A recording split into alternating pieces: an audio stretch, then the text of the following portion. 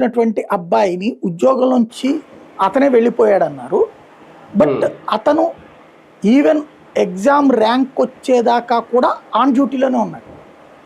ఆ తర్వాత బలవంతంగా రాజీనామా చేయించాడు. బట్ అతనికి నెంబర్ 1 ఒక దాంట్లో వచ్చింది, ఇంకో దాంట్లో 8వ ప్లేస్ ఏమో వచ్చింది. కానీ అతను ఉద్యోగం చేయనీలా. నిజంగా అతను కష్టపడి చదువుకుంటే కనుక అతను ఉద్యోగం అదేమంటే సర్టిఫికేట్స్ వెరిఫికేషన్కి రాలేదు అంటే అట్లా నన్ను రానియలేదు అని చెప్పి అతను కోర్టుకేసాడు. ఆ విషయంలో క్లారిటీ ఇవ్వడంలో ఫెయిల్ అయ్యారు. మేబీ అతను తప్పు చేసి ఉంటాడు.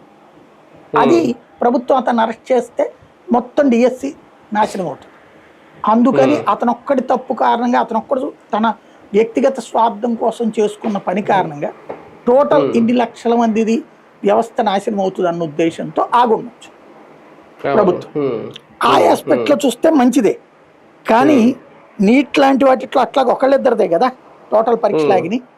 కానీ ప్రభుత్వం అక్కడ ఆ పని చేసింది, కానీ తిట్టించుకుంది. ఇక్కడ అలా తిట్టించుకోకుండా మంచిగా చేసినట్టుగా ప్రొజెక్ట్ అయింది. కానీ దురదృష్టం వెంటాడింది ఏంటంటే ఆ తర్వాత ఆ అసంతృప్తి వ్యక్తం కావడం అన్నటువంటి. రెండవ పాయింట్ ఏంటంటే ఈ ర్యాంకింగ్స్ సంబంధించి వీళ్ళు అడిగిన దాంట్లో స్పోర్ట్స్ దాంట్లో మాత్రం వీళ్ళు చెప్తున్న దాంట్లో తేడా ఉంది. మిగతా వాటిది నాకు కన్వీనియన్స్ వీళ్ళు చెప్తున్నది కన్విన్సింగ్ గానే ఉంది. కానీ సుప్రీంకోర్టు ఆదేశాల ప్రకారం ఈ